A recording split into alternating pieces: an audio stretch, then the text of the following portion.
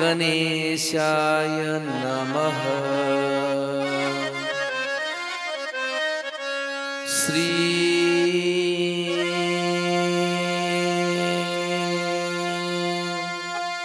सरस्वतेभ्यो नमः।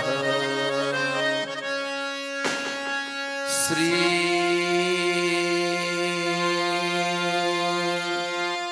गुरुभ्यो नमः।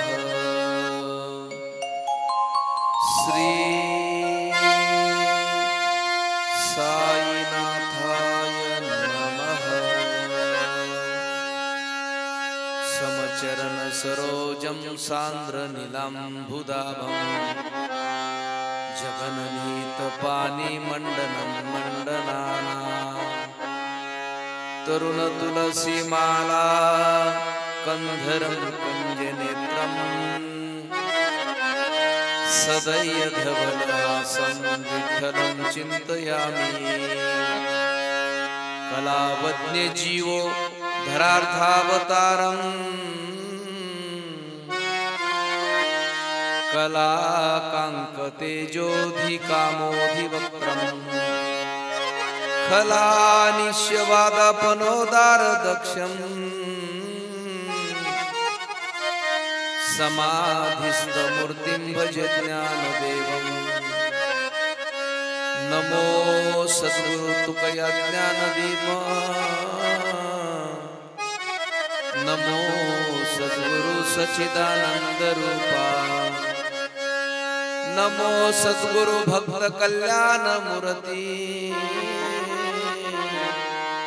नमो सद्गुरु भास्करा पूर्ण कीर्ति। गंगा विशुद्धं निदपाद स्पर्शं सरोवेष्टितं चुम्बितं पुण्यस्थानम् सराले स्थितं तं समाधिस्थमूर्तिं नमामि गंगागिरियोगिराजं। तपोज्ञान वैराग्य भक्ति स्वरूपं सदा अलंकृतं साधु संन्यास योगं। मुखे यस्य वेदांत शास्त्रार्थ नीतिं नमो नारायण गिरि परब्रह्म स्वरूपं। नमो ज्ञानेश्वरा नमो ज्ञानेश्वरा निवृत्ति उदारा सोपान देवा। मुक्ताबाई नमो त्रिभुवन पावनी आद्यत्रय जननी देवाची।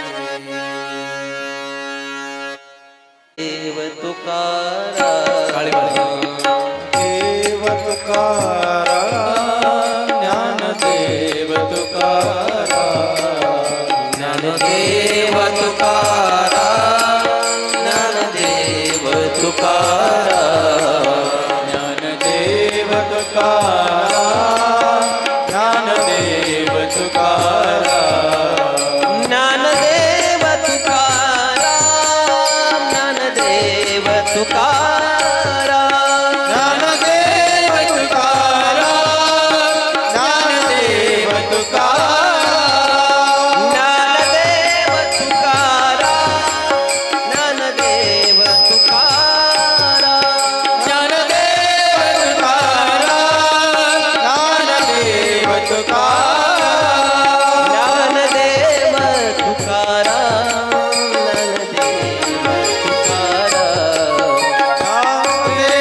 तुकारा ज्ञानदेव तुकारा ज्ञानदेव तुकारा ज्ञानदेव तुकारा ज्ञानदेव तुकारा ज्ञानदेव तुकारा ज्ञानदेव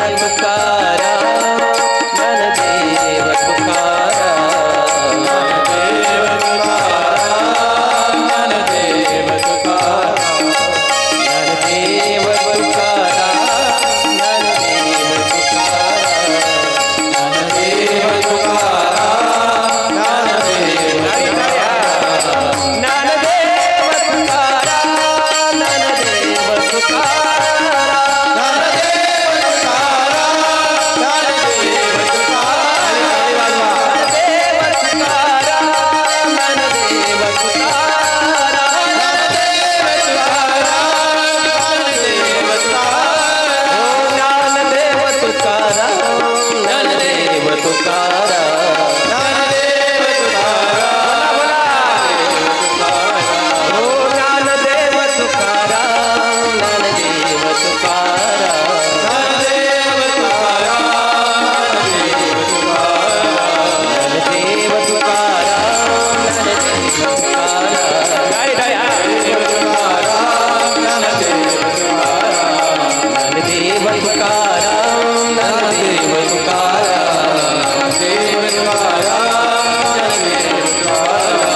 ज्ञानदेव तुकाराम ज्ञानदेव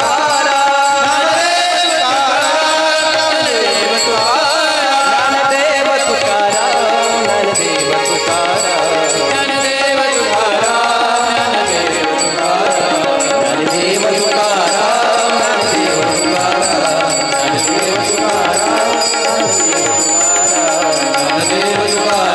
ज्ञानदेव तुकाराम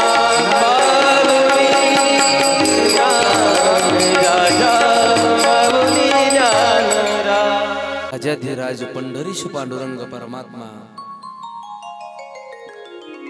मुक्त कैवल्य तुझनिधी माऊली ज्ञानोबराया जगद्गुरु तुकोबराया संत शिरोमणी सावता महाराज आदिशक्ती मुक्ताई माता सद्गुरु गंगागिरीजी महाराज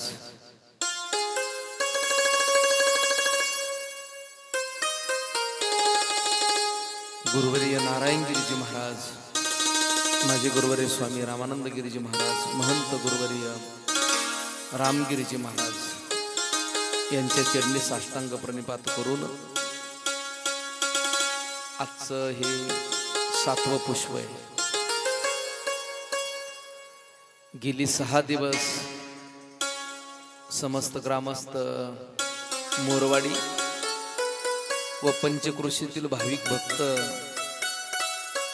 मोठ्या आनंदाने माऊली ज्ञानोबरायाचे चरित्राचं श्रवण करत आहात आणि आजचा हा कथेचा शेवटचा दिवस. गेली 6 दिवस तुम्ही मोठ्या अंतकरणाने माझ्या माऊली ज्ञानोबरायाचं चरित्र आपण ऐकलात. सुंदर असं आयोजन, सुंदर असं नियोजन, समस्त ग्रामस्थ मोरवाडीकर, समस्त तरुण मंडळ असेल, वयोवृद्ध असतील, माता वर्ग असेल, पुरुष वर्ग असतील, छोटे छोटे सगळे बालगोपाळ असतील,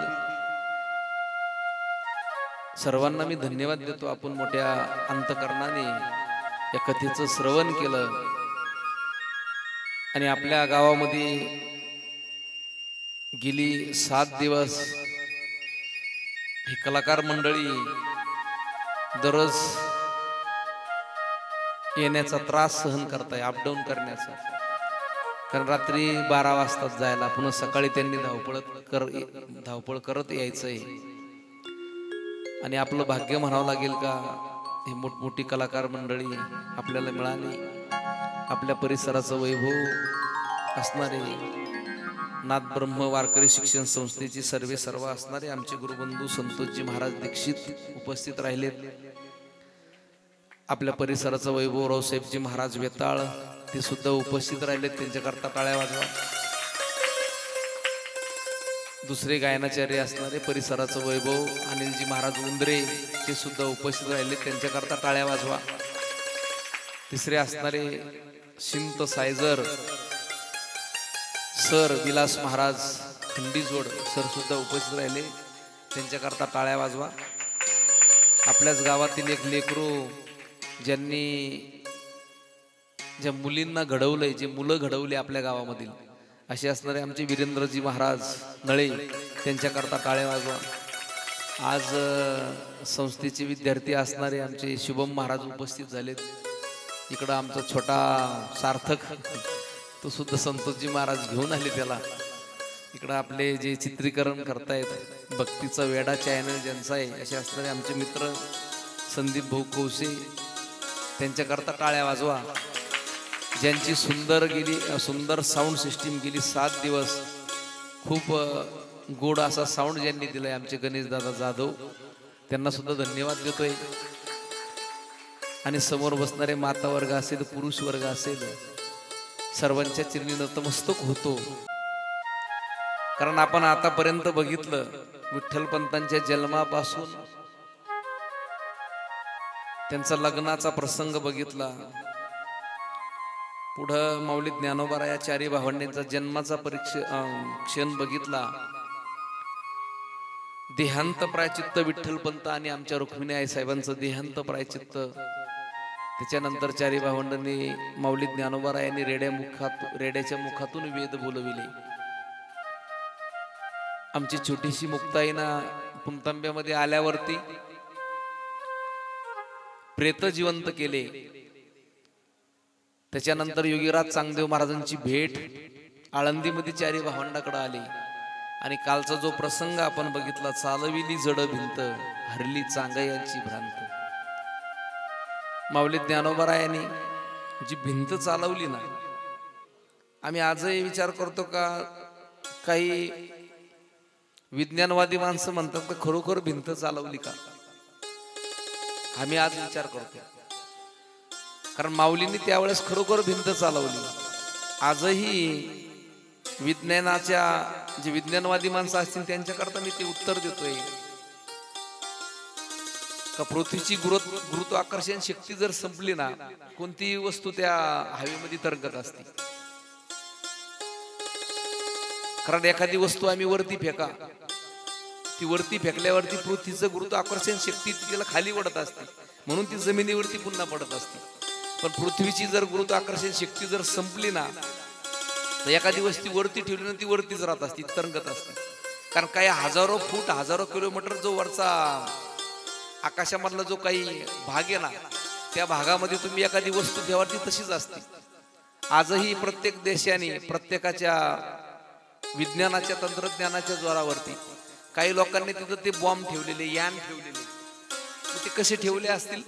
कारण त्या ठिकाणी पृथ्वीची गुरुत्वाकर्षण शक्ती संपती आणि जी वस्तू ज्या ठिकाणी ठेवल्या गेली की ती तशीच तिथं स्थित राहते, हालत सुद्धा नाही.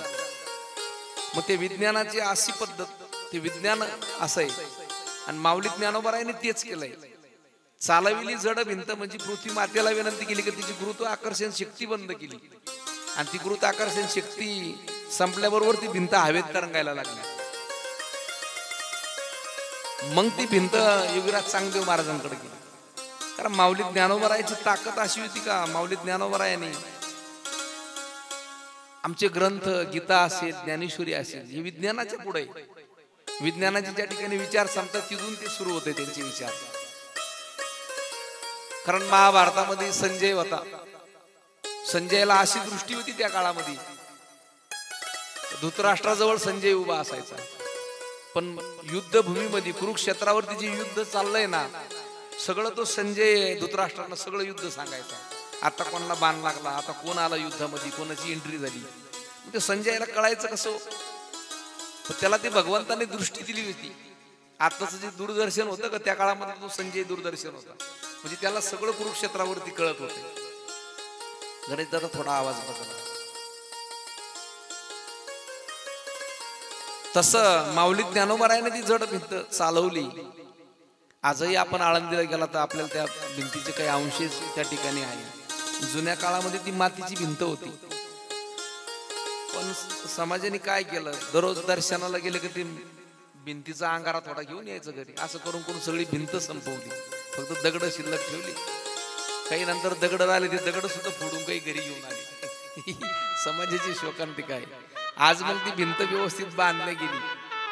तसं ते संतांचे चमत्कार माऊली ज्ञानोबारायांनी चालविली जड भिंत. त्याच्यानंतर योगीराज चांगदेव महाराज त्यांना शरण आले. चांगदेव महाराजांचा तो गर्व हरण झाला आणि योगीराज चांगदेव महाराज नंतर चारी भावंडांची परवानगी घेऊन पंढरपूरला तीर्थयात्रा भगवान परमात्म्याच्या भेटीला निघून गेली. त्याच्यानंतर चारी भावंड माऊली ज्ञानोबाराया ही सगळी संत मंडळी वारी जवळ आली आणि वारी करता पंढरपूरला निघून गेली. निवृत्ती दादा, सोपान काका, मुक्ताई, माऊली ज्ञानोबाराया. आणि पंढरपुरामध्ये गेल्यावरती सगळी संत मंडळी त्या ठिकाणी जमा झाली होती. गोरोबा काका होते, चोखोबाराया होते, श्री संत सावता महाराज त्या ठिकाणी उपस्थित झाले होते. आमची जनाबाई नामदेव महाराज, त्या काळामधील सगळे संत मंडळी त्या वारी करता सगळे पांडुरंग परमात्म्याच्या दर्शनाकरता सगळे वाळवंटामध्ये उपस्थित झाले. आणि आमची जनाबाई माऊली ज्ञानोबारायाचारी भावंड त्या ठिकाणी भेटल्यानंतर जनाबाई मुक्ताईची भेट झाली. आणि कथेमध्ये त्या जनाबाईचा चरित्राचा काही भाग आलाय. ती जनाबाई म्हणजे गंगाखेड या ठिकाणी त्या जनाबाईचा जन्म झाला होता. 10 वर्षाची छोटीशी जना होती आमची, पण दरवाजामध्ये उभी आहे. लोक वारीला जायला निघाले, दिंड्या वारीला जायला निघाल्या. प्रत्येक वारकरी वारीकडं टाळ पताका विना घेऊन वारीच्या दिशेनं निघाला होता. पण दरवाजा सगून त्या पांडुरंग परमात्म्याचा गजर करीत लोक चालले होते. पांडुरंग पांडुरंग विठ्ठल विठ्ठलाच्या गजरामध्ये प्रत्येक जण त्या पंढरीच्या वाटेनं धावत होता. आणि धावत असताना आमच्या जनाबाईंना त्या दिंड्या बघितल्या. आणि दिंड्या बघितल्याबरोबर शेजारी बाप उभा होता जनाबाईचा. आई वारून 5 वर्षे झाली होती आमच्या जनाबाईची. 10 वर्षाची जना आहे. लहानपणीच आईचं छत्र हरवलं. आणि आई दरवाजामध्ये उभी ती जनाबाई बापाला म्हणती, बाबा ही लोक कुठं चालले सगळे, हे दिंड्या कुठं चालल्या आहेत? बाप म्हणला, जना ही सगळे पंढरपूरला चालले का, पांडुरंग परमात्म्याच्या दर्शनाला चालले म्हटले. जनाबाईनं त्या दिंड्या बघितल्या आणि बापाला म्हटली, बाबा आपण सुद्धा जाऊ ना पांडुरंग परमात्म्याच्या दर्शनाला, मला जायचंय, खूप आवड आहे म्हणली त्या पांडुरंगाची. बाप म्हणला, 10 वर्षाची जना एकटी कशी जाशील, कुठं राहशील? जना म्हणली, बाबा तुम्ही चला ना माझ्या बरोबर. आणि त्या बापाला जनाबाईचं ऐकावं लागलं. आणि बापाने वळकुटी घेतली आणि जनाला घेऊन पंढरपूरला निघाले दिंड्यामध्ये. वाच विठ्ठल गाईन, वाच विठ्ठल गाईन, वाच विठ्ठल गाईन, वाच विठ्ठल गाईन. नाचत पंढरी नाचत पंढरी, नाचत पंढरी नाचत पंढरी जाईना. वाच विठ्ठल गाईन,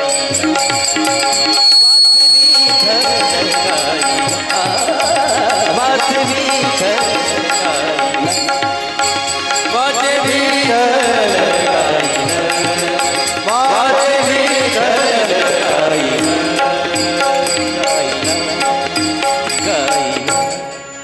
पंढरीच्या वाटेने आमची जनाबाई निघाली. बाप बरोबर आहे. मजल दर मजल करीत पंढरपुरामध्ये पोहोचले. बारीना दर्शन आमच्या जनाबाईंना पांडुरंग परमात्म्याचं घेतलं. आणि जगाच्या मालकाच्या समोर आमची जनाबाई आली. पांडुरंग परमात्म्याचं ते गोजीरवाणी रूप आमच्या जनाबाईनं बघितलंय.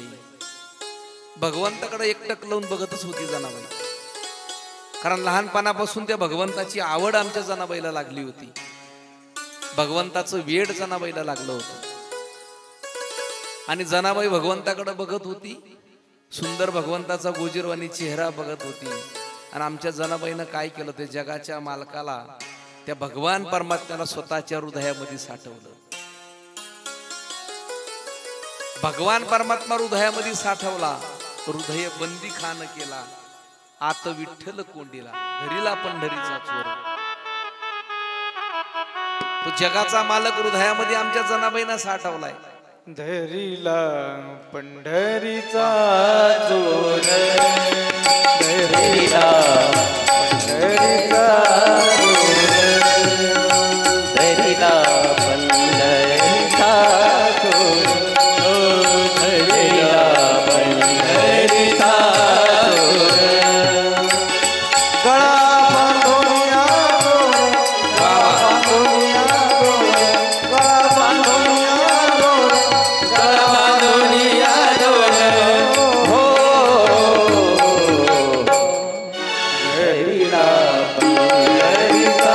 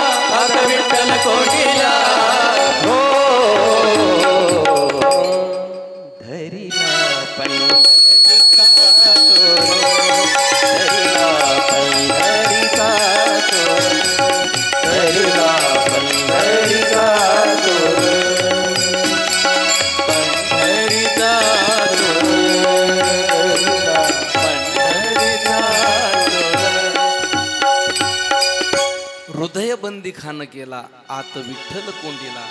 आमच्या जनाबाईनं भगवान परमात्म्याला हृदयामध्ये साठवलं आणि नंतर वारी झाली, काला झाला आणि बाप घरी जायला निघाला. पण जना म्हटली बाबा मला घरी नाही यायचं, बाबा मला इथंच थांबायचंय पांडुरंग परमात्म्याजवळ, मी घरी नाही येऊ शकत म्हटले. तरी जर थोडा आवाज कमी झाला मॉनिटर. जनाबाई म्हटली मला घरी नाही यायचं. बाप म्हटला का बरं? नाही मला इथंच पांडुरंग परमात्म्याजवळ थांबायचं म्हटले बाबा. बाप म्हटला पुरी 10 वर्षाची कशी राहणार पंढरपुरामध्ये, कोणाजवळ राहणार? पण जना म्हटली नाही बाबा मला घरी यायचंच नाहीये. शेवटी जना ऐका ना. आणि बापानी काय केलं, त्या जनाबाईचा हात नामदेव महाराजांच्या हातामध्ये दिला. याचा कमी झाला आणि बाप गावी निघून गेलाय. गावी निघून गेल्याबरोबर नामदेव महाराजांचं भजन चालू होतंय. ते मुलांना शांत बसवा कोणतरी. नामदेव महाराजांचं भजन चालू होतं. आमच्या जनाबाईनं काय केलं, आमच्या जनाबाईच्या वडिलांनी तो हात जनाबाईचा नामदेव महाराजांच्या हातामध्ये दिला आणि बाप गावी निघून गेलाय. नामदेव महाराजांचं भजन झालं आणि भजन झाल्यावर नामदेव महाराजांनी बघितलं कोणीतरी छोटी मुलगी आपल्या हातामध्ये दिसते. आणि हातामध्ये बघितल्याबरोबर नामदेव महाराजांनी विचारलं पुरी तुझं नाव काय? आणि मग त्या जनाबाईनं सांगितलं महाराज माझं नाव जना आहे. छोटीशी मुलगी बघितली. नामदेव महाराजांनी विचार केला मंदिरामध्ये कसं तिला सोडून जावा. आणि नामदेव महाराजांनी जनाला बरोबर घेतलं ना आपल्या घरी घेऊन गेले. नामदेव महाराज घरी नेलं. घरी नेल्यावरती मात्र नामदेव महाराजांचं कुटुंब 14 माणसाचं कुटुंब होतं. गोलाई राजाई दोघी सासू सुना, गोलाई राजाई दोघी सासू सुना, दामना मदन बापले का, दामना मदन बापले का हो, दामना मदन बापले का. गोलाई राजाई दोघी सासू सुना, गोलाई राजाई दोघी सासू सुना, दामना मदन बापले का, दामना मदन बापले का, दामना मदन बापले का. लिंबाई पिले की अहुबाई बहिणी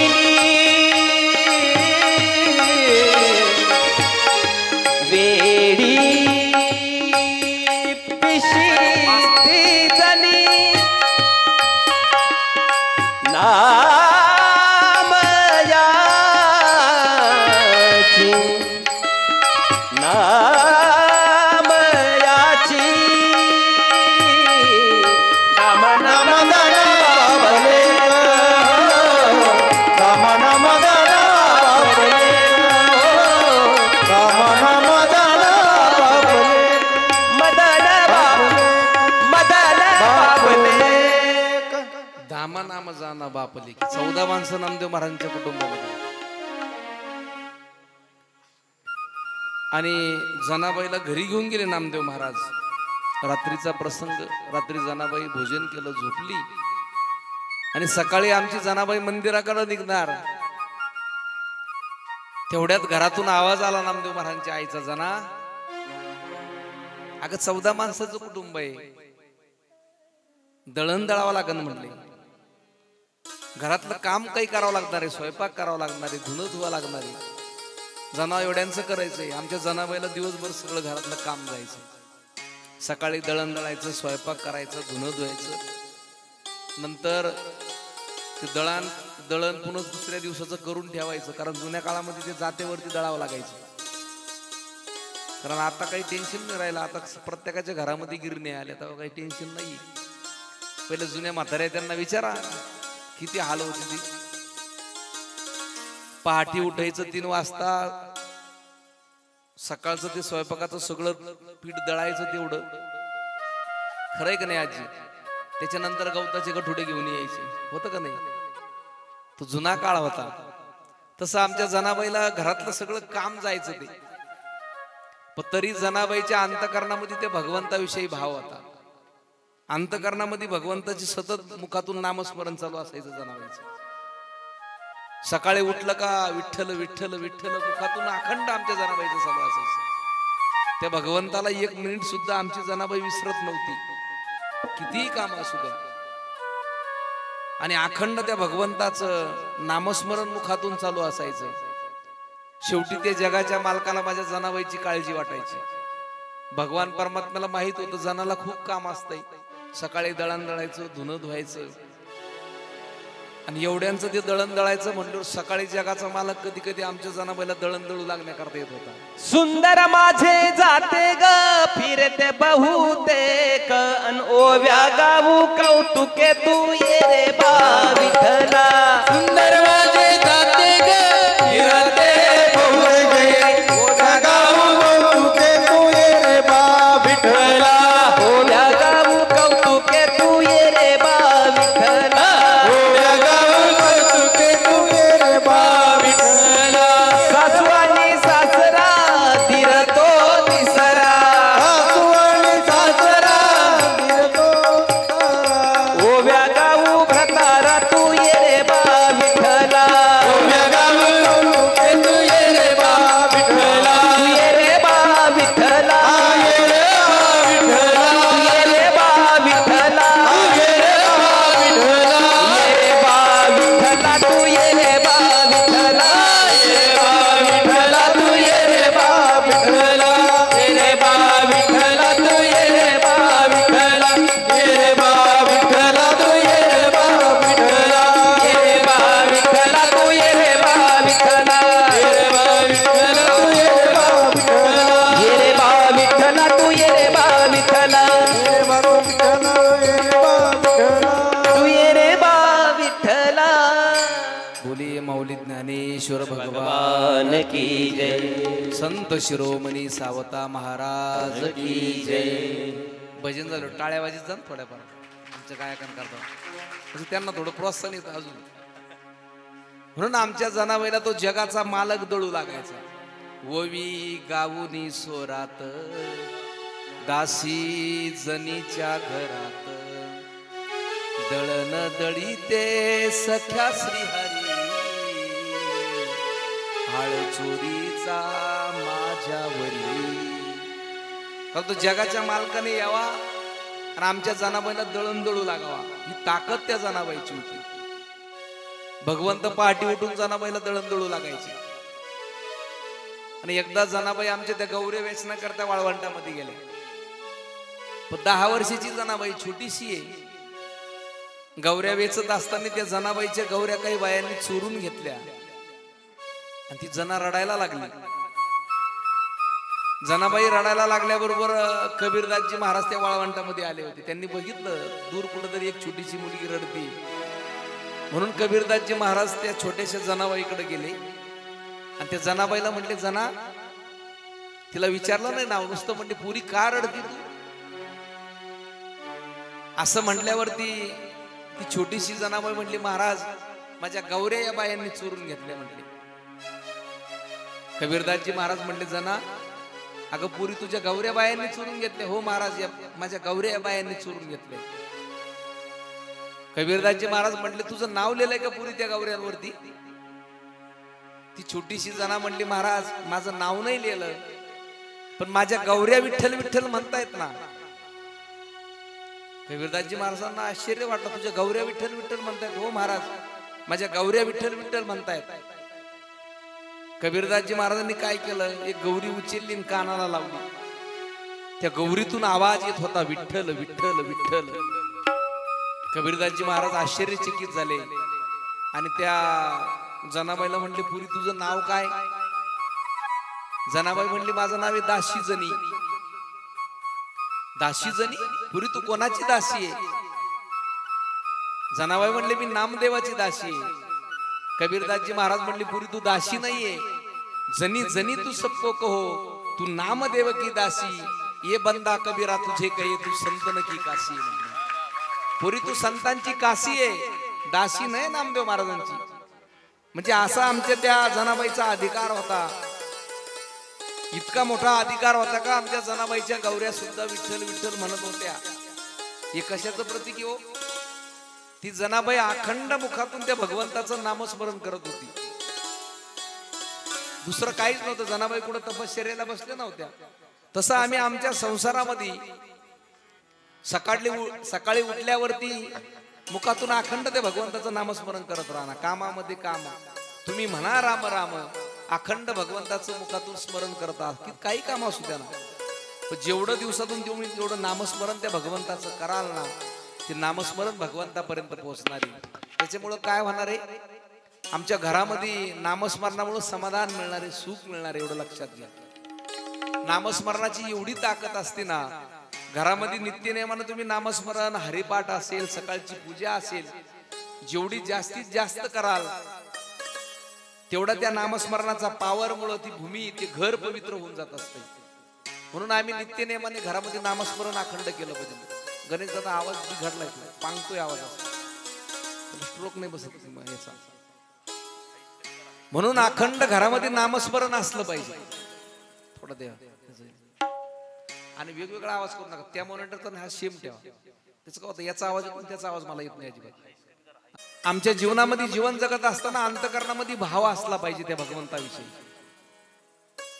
काम करत असताना अंतकरणामध्ये जर भाव नसेल तर ती भक्ती, ते भगवंताचं चिंतन काही कामाचं नाही. भगवंताचं भजन काही कामाचं नाही. कारण माऊली ज्ञानोबा म्हणतात बघा, माऊली ज्ञानोबा यांनी शुद्ध भावे विन जे भक्ती तेशी दांभिक जाण निश्चिंती, अपक्वची राहे प्राप्ती का कर जात मुगाची. माऊली ज्ञानोबा म्हणतात रात्रभर भजन केलं, आयुष्यभर परमार्थ मध्ये राहिला, पण अंतकरणामध्ये भाव जर नसेल ते भजनाचा काय उपयोग आहे का?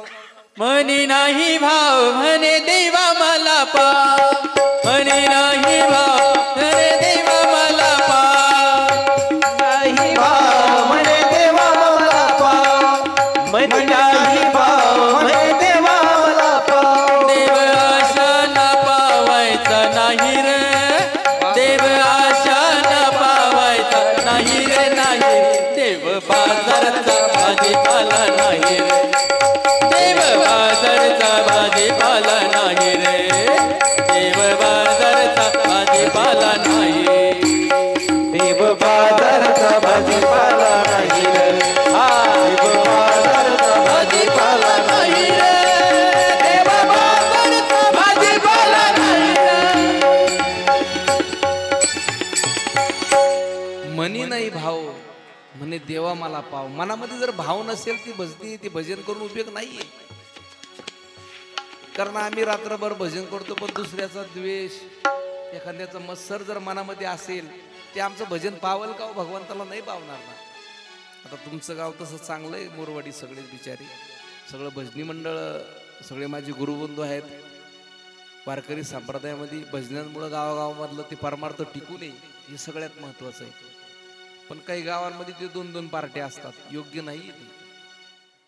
आम्ही 2 पार्ट्या करत असताना अंतकरणामध्ये एखाद्या विषयी जर दोष आमच्या मनामध्ये असेल ना, तर ते भजन आमचं व्यवस्थित त्या भगवंतापर्यंत पोहोचणार नाही, याचा विचार करा.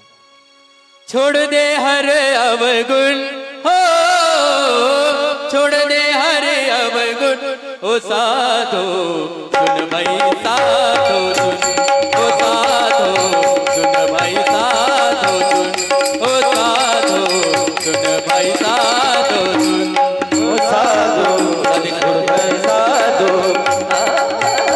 ओ साधो सुन भाई हरे, ओ साधो सुन भाई हरे. एक हाथ से देकर दुनिया दूसरे से ले लेती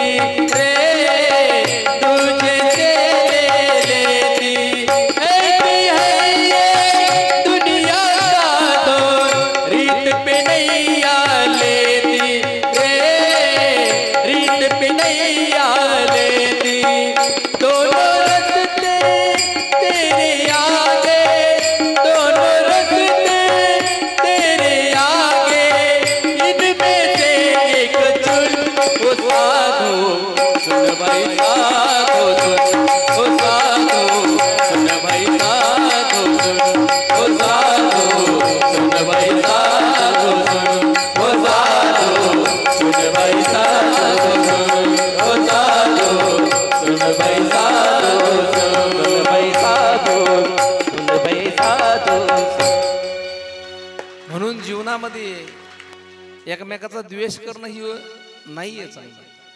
कारण आम्ही परमार्थ करत असताना दोष कोणाचा करू नका. कारण एखाद्याचं दोष जर मनामध्ये असेल आणि ते आम्ही भजन करताना जर ते मनात जर आलं, द्वेष जर मनात आला, तर ते आमची भगवंतापर्यंत तो भाव ती भक्ती पोहोचत नाहीये ना. कारण गावागावामधला भजनांमुळे परमार्थ टिकू नये. पण जर आम्हीच जर असं वागायला लागलो तर हे जनतेला काय आमचा कोणतं आदर्श घ्यायचा आहे. म्हणून आपल्यामुळं दुसऱ्याने आदर्श आपला घ्यावा असं आम्ही वागलं पाहिजे. कारण जीवन किती दिवस हो, 60 वर्षात मनुष्य जाणार आहे. 60 वर्षामध्ये निघून जाणार आहे. जग में अकेले है आया, जाना अकेले यहाँ. जग में अकेले है आया, ओ जाना अकेले यहाँ. ओ जग में अकेले आया, जाना अकेले यहाँ. ओ जग में अकेले आया, जाना अकेले यहाँ. जग में अकेले आया, जाना अकेले यहाँ. ओ जग में अकेले आया, जाना अकेले यहाँ. ओ जग में अकेले आया, जाना अकेले यहाँ. ओ जग में स्वामी स्वामी जगत गुरु तेरी महिमा तू जाने. स्वामी स्वामी जगत गुरु तेरी महिमा तू जाने. जग में अकेले आया, जाना अकेले यहाँ. ओ जग में अकेले आया, जाना अकेले यहाँ. जाना अकेले यहाँ, जाना अकेले यहाँ. म्हणून दुसऱ्याचा मच्छर हे ते आम्ही कधी जीवनामध्ये केलं नाही पाहिजे. आपला आदर्श कोणीतरी घ्यावा असं आम्ही माणसांनी वागलं पाहिजे. घरामध्ये संसारामध्ये सासूना सासू सारखं वागलं पाहिजे, सुनेनं सुनेसारखं वागलं पाहिजे. कारण सासूना सुद्धा सुनेला समजून घेतलं पाहिजे आणि सुनेनं सुद्धा आपली आई म्हणून सासूला समजून घेतलं पाहिजे. नाही तर मग घरामध्ये सासू सुनाचं हल्ली असतंय ते जास्त भांडण, पण ते नाही. सासूनं सुद्धा आपली मुलगी म्हणून असं त्या सुनेला वागणूक दिली पाहिजे आणि त्या सुनांना सुद्धा आपली आई म्हणून त्या सासूला वागणूक दिली पाहिजे. कारण आम्हाला प्रत्येकाला वाटतं सुनांना जसं मायारचा विचार करता सुना. आता इथल्या सगळ्या सुना, तुम्हालाच नाही म्हणत मी, सगळ्याच म्हणतो, भारतामधल्या सगळ्या सुना. तुम्हाला कसं वाटतं का आपल्या सासऱ्यामध्ये आपल्या भावाला प्रत्येक वेळेस आल्यावर सांगत असता का दादा आईला लई त्रास देऊ नको बरं का, आईला लई काम करू देऊ नको. कसं वाटतं का आपल्या आई बापाला आपल्या भावानी आपल्या भावजांनी सांभाळावा. तसं आपल्याला सुद्धा वाटलं पाहिजे का आपण सुद्धा आपल्या सासू सासऱ्याला सांभाळावा. कारण आपल्याला नंदबाईला तेच वाटत असेल ना. म्हणून आणि सासूना सुद्धा आता जुना काळ नाही राहिला, तो आपला अधिकार जे गाजवायचा असतं ते थोडं कमी केलं पाहिजे. कारण पहिल्यासारखे सुना राहिले नाही आता ते एवढा त्रास छेळ सहन करणारे. सासूना सुद्धा आता थोडं आधुनिक जसं वागतायत त्या पद्धतीनं प्रवाहाच्या दिशेनं वागलं पाहिजे. प्रत्येकाला प्रत्येक व्यक्तीला जे त्याचं स्वातंत्र्य दिलेलं आहे त्या पद्धतीनं आम्ही वागलं पाहिजे. पण सासू असेल, सून असेल, मुलं असतील, मुली असतील, हे सगळं संसारामध्ये वागत असताना जे पूर्वजांनी जे संस्कार आम्हाला घालून दिले का त्या संस्कारावरती आम्ही नक्की चाललं पाहिजे. जे जुने संस्कार आम्हाला दिले ना ते संस्कार आम्ही त्या संस्काराचं पालन आम्ही केलं पाहिजे. आणि ते संस्कार जर आम्ही आमच्या जीवनामध्ये अनुकरण जर त्या संस्काराचं केलं तर नक्कीच जीवन सुंदर होईल, जीवन चांगलं जाईल. म्हणून भगवंताविषयी भाव असला पाहिजे. माऊली ज्ञानोबाराय म्हणतात ना, शुद्ध भावेविन जी भक्ती तीशी दांबिक जाण निश्चिंती, अपक्वची राहे प्राप्ती का कर जात मुगाची. माऊली ज्ञानोबाराय यांनी सुंदर उदाहरण दिलंय. माता वर्ग काय करायचे जुन्या काळामध्ये, आजही करतात. पहाटी उठून मूग हरभरे भिजू घालतात का नाही? पहाटी उठून मूग हरभरे भिजू घालतात संध्याकाळच्या वेळेस. पण पहाटी उठून ते ज्या वेळेस पाण्यातून काढतात ना, त्याच्यातले 10% बादर भिजलेले नसतात, कुचरा असतात. म्हणजे रात्रभर पाण्यात राहतो पट्ट्या, पण कुचर तो कुचरा असतो, भिजलेला नसतो. तसं आम्ही रात्रभर भजन करतो, आयुष्यभर परमार्थ करतो. कुचर दुसऱ्याचे बांध करतो, दुसऱ्याचं मधमश्चर करतो, म्हणजे कुचरच म्हणावं लागेल ना. तसं भगवंताचं आम्ही रात्रभर भजन केलं काय, आयुष्यभर परमार्थ केला काय, अंतकरणामध्ये भाव जर नसेल तर आम्ही आयुष्यात कुचरा असतोय. माऊली ज्ञानोबारायांनी ती मुगाला उपमा दिली. शुद्ध भावेविन जी भक्ती तीशी दांबिक जाण निश्चिंती, अपक्वची राहे प्राप्ती. काकर म्हणले माऊली, काकर जात मुगाची. काकर म्हणजे कुचर हा शब्द आहे माऊलीचा. तसं जीवनामध्ये अंतकरणामध्ये भाव नसेल तर ती भक्ती कामाची नाही. परमार्थ हा वृत्तीचा आहे, संसार हा कृतीनं करावा लागतो. संसारामध्ये जर आम्ही कृती नाही केली तर संसार होणार नाही, आणि परमार्थामध्ये वृत्ती जर ठेवली नाही तर तो परमार्थ होणार नाही. संसारामध्ये एखादा पाहुणा तुमच्या दरवाजा समोर आलाय आणि त्या पाहुण्याला तुम्ही नुसतं म्हणायचं, पाहुणे अहो तुमच्यावरती आमचं खूप प्रेम आहे. पाहुण्याला चहा द्यायचा नाही, नाश्ता द्यायचा नाही, घरात बोलवायचं नाही, आणि नुसतं म्हणायचं की तुमच्यावरती आमचं खूप प्रेम आहे पाहुणे, खूप प्रेम आहे. राहील पाहुणा काय म्हणून, तुमच्या प्रेमाला काही काडी लावायची का? तुम्ही घरात बोलवलं नाही, चहा दिला नाही, नाश्ता दिला नाही. तसं संसारामध्ये कृती करावं लागणार आहे, तेव्हा तो संसार सबल होईल, पाहुणा प्रसन्न होईल. परमार्थ तसा नाहीये. परमार्थामध्ये वृत्ती त्या भगवंताच्या ठिकाणी लागते. कृती काही असू द्या, पण अखंड माणसाची वृत्ती भगवंताच्या चरणाजवळ लागती, तेव्हाच तो भगवान परमात्म्याचा तो परमार्थ सफल होत असतो. म्हणून आमच्या जनाबाईचा परमार्थ म्हणजे हा वृत्तीचा परमार्थ होता. सतत भगवंताविषयी, भगवंताच्या चरणाजवळ मन त्या आमच्या जनाबाईचं असायचं. अशी ती जनाबाई त्या वारीला आली आणि त्या जनाबाईला सगळे संत महात्म्याची भेट झाली. आमचे माऊली ज्ञानोबाराया, निवृत्ती दादा, सोपान काका, सगळ्यांची भेट झाली. आणि त्या वारीमध्ये आमचे श्री संत सावता महाराज आले होते. सावता महाराज सगळ्या संतांमध्ये वयाने थोडे मोठे होते, वयोवृद्ध होते, पण सावता महाराज परमार्थामधील या सगळ्या संतांमध्ये सावता महाराजांना आदराचं स्थान होतंय. कारण सावता महाराजांचं जो परमार्थ होताय ना, कर्मातून परमार्थ होता. जे कर्म आम्ही करतोय ते कर्म करत असताना भगवान परमात्म्याला कसं प्राप्त करून घ्यायचं हे सावता महाराजांकडून शिकावं. कारण आपलं काम करत असताना शेतीचं, पण मुखामध्ये सतत त्या भगवान परमात्म्याचं चिंतन असायचं, मुखामध्ये नामस्मरण असायचं. आणि त्या नामस्मरणाच्या ताकदीवर एवढी ताकद सावता महाराजांनी करून ठेवली होती, जगाचा मालक त्यांच्या भेटी करता जायचा. ही ताकद सावता महाराजांनी केली होती. सावता महाराजांचं धन्य ते आरण रत्नाची ती खाणं, जन्माला निधान सावतात. म्हणजे जे आरण गावे सोलापूर जिल्ह्यातील म्हाडा या ठिकाणी, म्हाडा तालुका येतो, आणि आरण भेंडी गाव सावता महाराजांचं. कारण मागच्याच महिन्यामध्ये संतोषजी महाराज आम्ही त्या आरण गावला जाऊन आलो, मामा होते आमच्याबरोबर. तिथं त्या सप्ताहामध्ये माझी कीर्तन सेवा होती तुळशी या गावामध्ये, शेजारी तुळशी गावी. महाराजांचा तो परमार्थ, जो परिसर, त्या संतांची ताकद आहे त्या परिसराला. आम्ही ज्या घरी, आमचं भाग्य म्हणावं लागेल, ज्यांच्या घरी आम्हाला संत भोजन होतंय ना, तिथले सरपंच आमचे राजूभाऊ माळी म्हणून होते, ते सावता महाराजांचे वंशज होते. आमचं एवढं भाग्य का आम्हाला त्यांच्याच घरी भोजन मिळालं. मी म्हटलं आज आमचं एवढं भाग्य म्हणालं, पांडुरंग परमात्म्याचं दर्शन झालं, आणि सावता महाराजांचे वंशज म्हणजे सावता महाराजांच्या घरीच आम्हाला भोजन मिळालं, म्हणजे आमचं काहीतरी पूर्वजन्मीचं सुकृत असेल. आणि तो दिवस म्हणजे आमच्याकरता खूप धन्य म्हणजे पांडुरंग परमात्म्याला धन्यता दिली मी, तर देवा ते म्हणे आजच पहिल्यांदा सावता महाराज वंशांच्या घरी जेवणे, आतापर्यंत एकाही कीर्तन करायला नाही दिलं म्हणजे त्या सप्ताहामध्ये बरं का, पाठीमागं भरपूर त्यांनी, पण नेमकं संत भोजन हे त्यांच्या तिथं गेलं. म्हणले तुमचं भाग्य आहे म्हणले महाराज.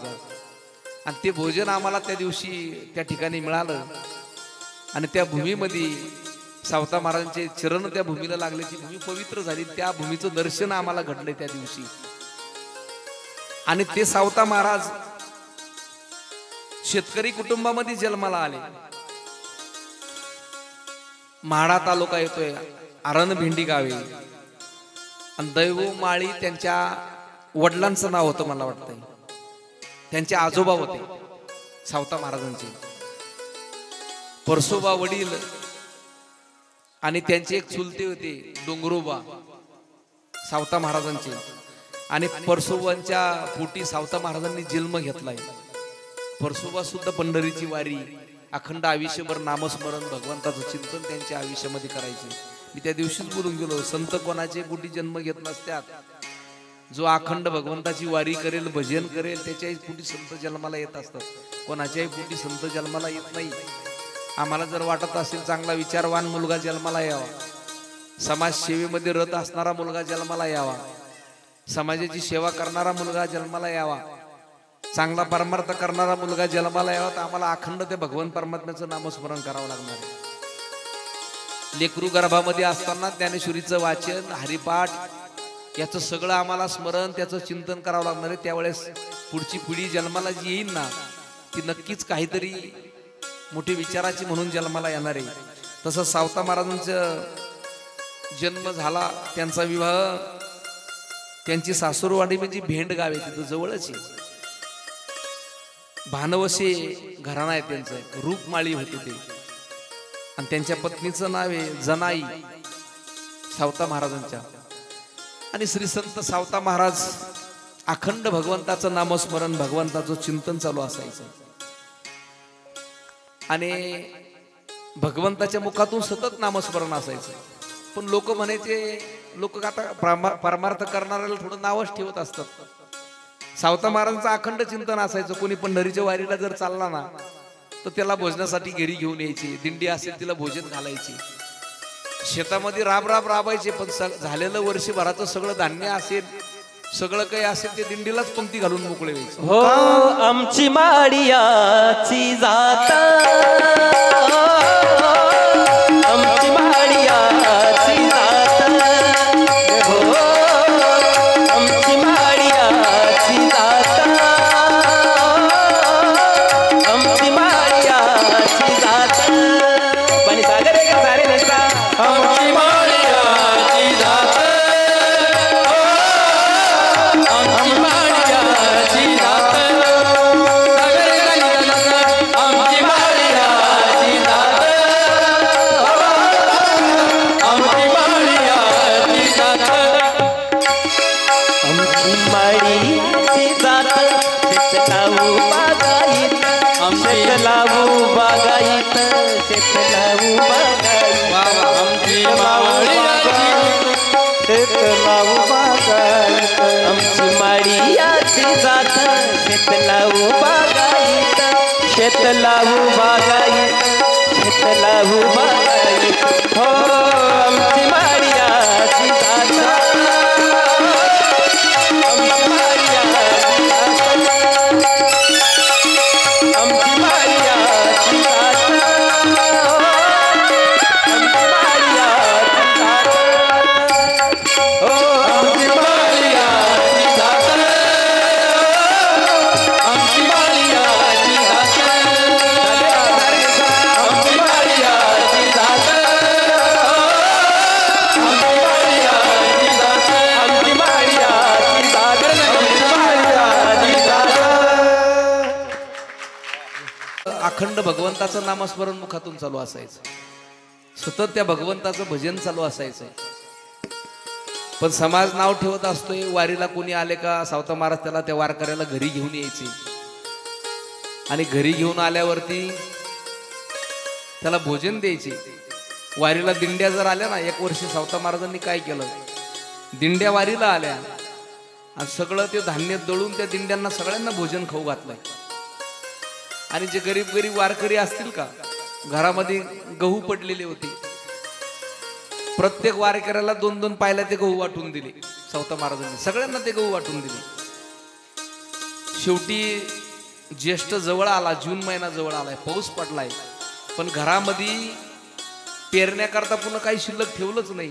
गहू पेरायचे आता, मग पुन्हा बी शिल्लक घरामध्ये काहीच ठेवलं नाही सावता महाराजांनी. एक दाना सुद्धा घरात ठेवला नाही.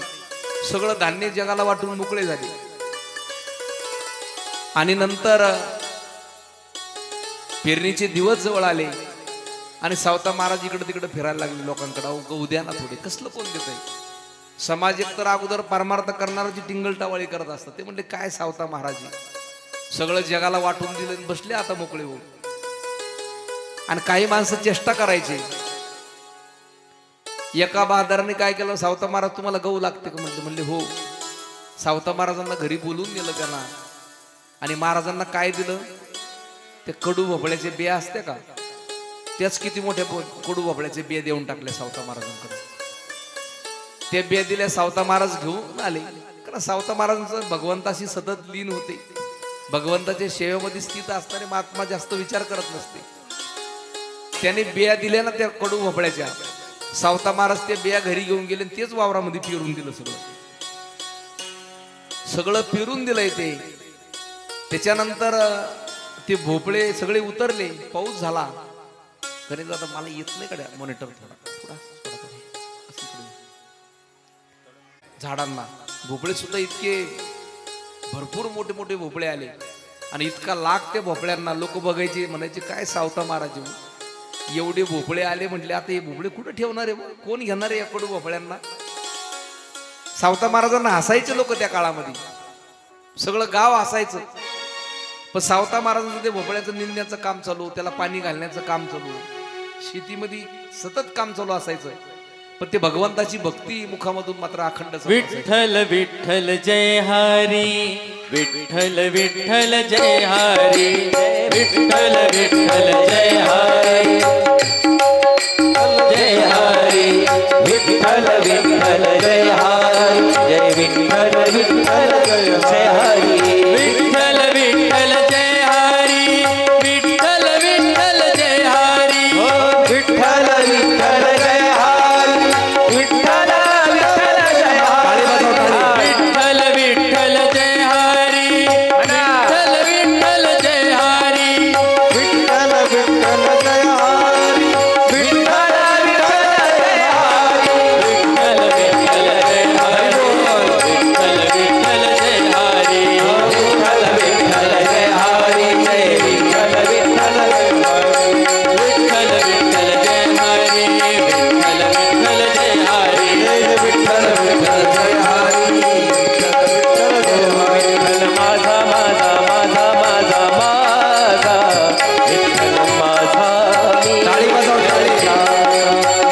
विठ्ठल माझा माझा माझा माझा माझा, विठ्ठल माझा मी विठ्ठलाचा, विठ्ठल माझा माझा माझा माझा माझा, टाळी वाजव. मी विठ्ठलाचा, विठ्ठल माझा माझा माझा माझा माझा, विठ्ठल माझा मी विठ्ठलाचा, मी विठ्ठलाचा, विठ्ठल माझा विठ्ठल माझा मी विठ्ठलाचा, विठ्ठल माझा विठ्ठल माझा मी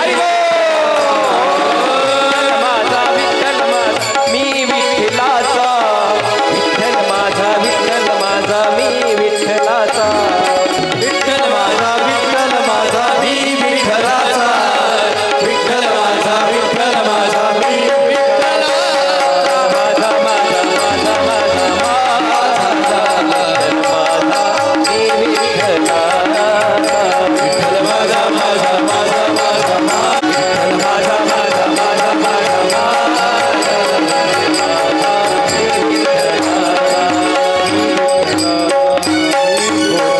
दानेश्वर भगवान की जय, संत शिरोमणी सावता सावता महाराज की पवन जय, सुत हनुमान की जय.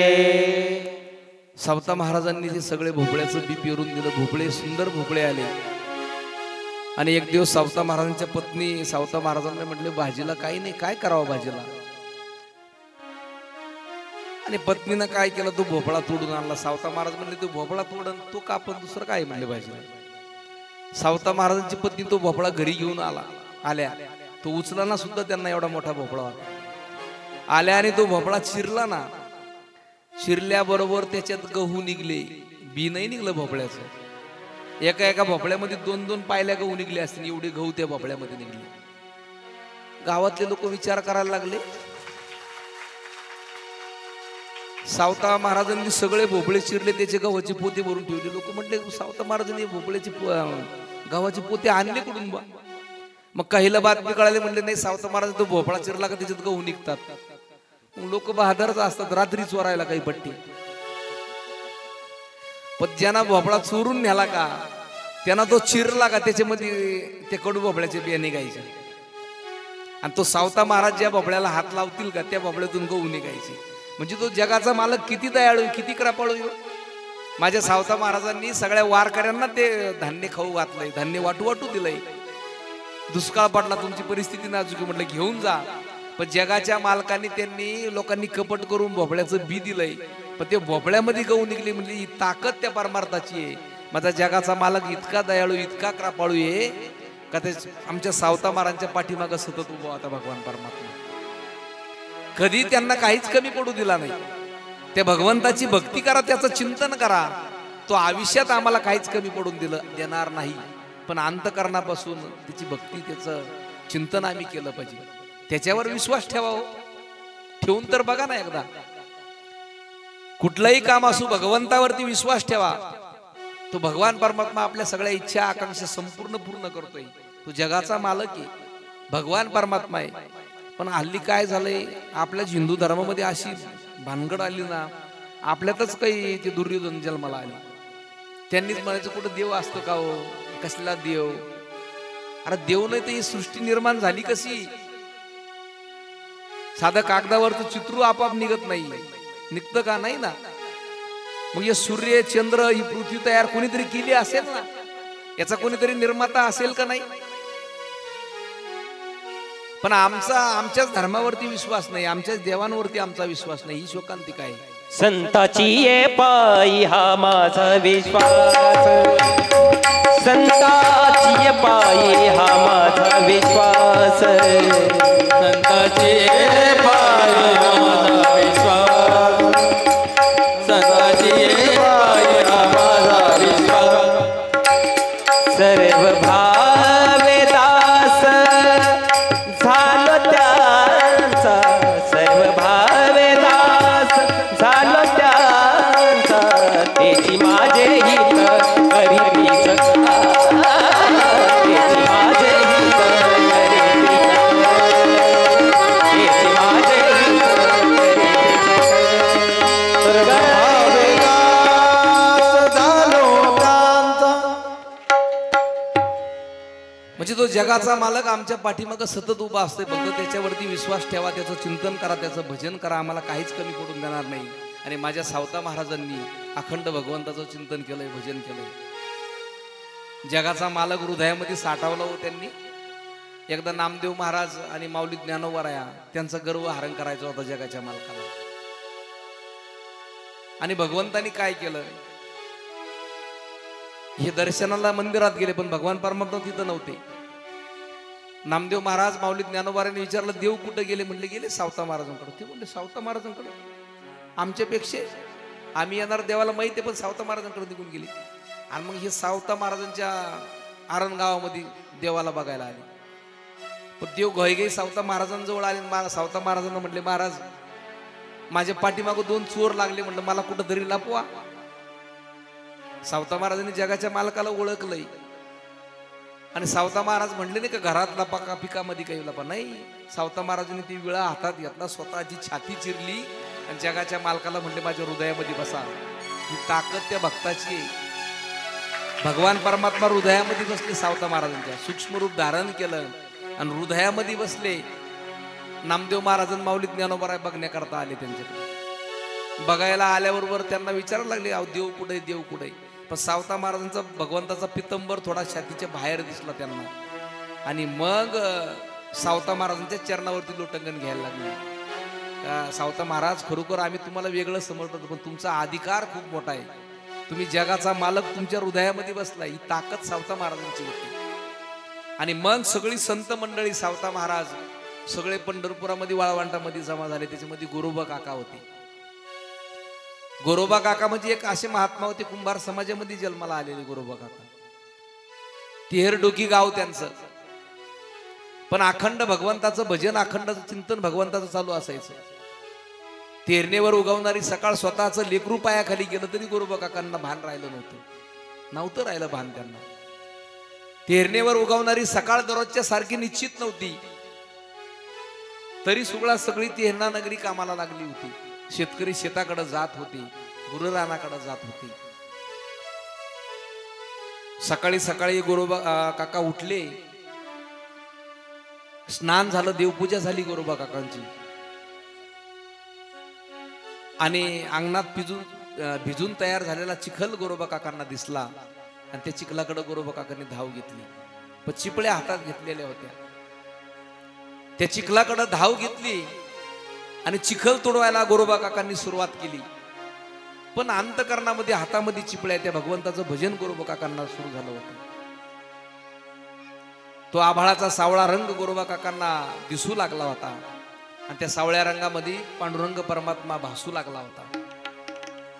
त्या पांडुरंगाचं भजन गोरोबा काकांनी मोठ्या अंतकरणाने सुरू केलं होतं. इकडं गोरोबा काकांची पत्नी, सगळं घरकाम आटोपलं त्यांचं. लेकरूकडे बघितलं आमच्या संतीबाईना, त्यांचं नाव संतीबाई होतं.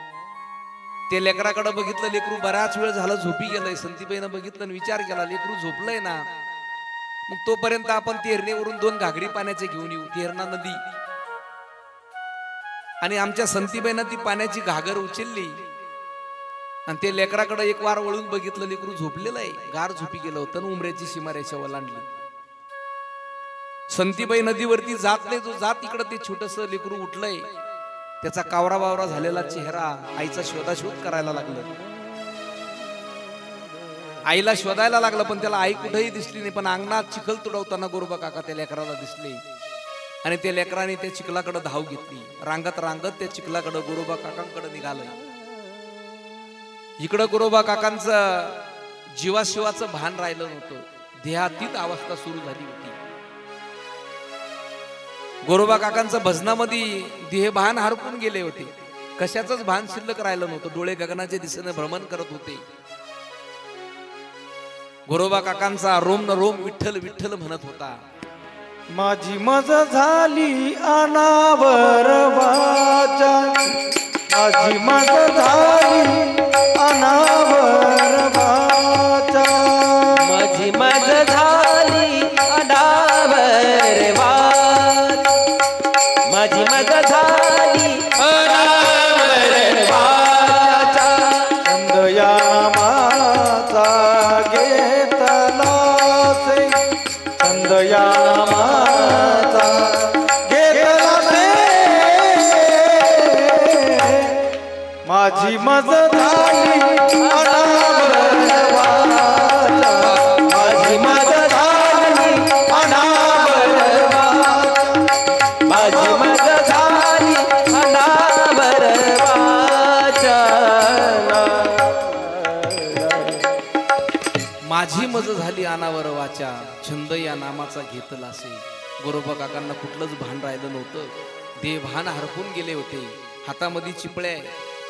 गोरोबा काकांचा रोम न रोम विठ्ठल विठ्ठल म्हणत होता. गळ्यातील माळा सुद्धा विठ्ठल विठ्ठल म्हणत होता. कशाचंच भान गोरोबा काकांना राहिलं नव्हतं. देहातीत अवस्था सुरू झाली होती. जीवाशिवाचं भान राहिलं नव्हतं. छोटस लेकरू रांगत रांगत चिखलाजवळ येऊन थांबलाय. एक वार आपल्या बापाकडे असं डोळे भरून बघितलं त्या लेकरांनी. जीव ववळून टाकावं इतकं गोरोबा काकाकडे गोड ते लेकरू बघत होते. पण गोरोबा काका कशाचंच भान राहिलं नव्हतं. शेवटी ते लेकरू चिखलामध्ये शिरलं. पांडुरंगाचा ध्यास लागलेल्या त्या पायांना सुद्धा दुसरा स्पर्श सुद्धा जाणवला नाही जाणवला. आणि ते लेकरू त्या चिखलामध्ये शिरलंय. आपल्या बापाच्या पायाला धरण्याची धडपड ते लेकरू करायला लागलं. गोरोबा काका त्या भगवंताच्या भजनामध्ये एवढे देहभान विसरून गेले होते. स्वतःचं लेकरू तळ हाताच्या फोडाप्रमाणे जपलेलं लेकरू जवळ चिखलात आलंय ते गोरोबा काकांना भजनामध्ये एवढे देहभान हरपून गेले होते, नाही कळलं काही. नाही देह शुद्धी तुडविले बाळ, नाही देह शुद्धी तुडविले बाळ, शुद्धी तुडविले बाळ, नाही देह शुद्धी तुडविले बाळ. विठ्ठला हे माय बापा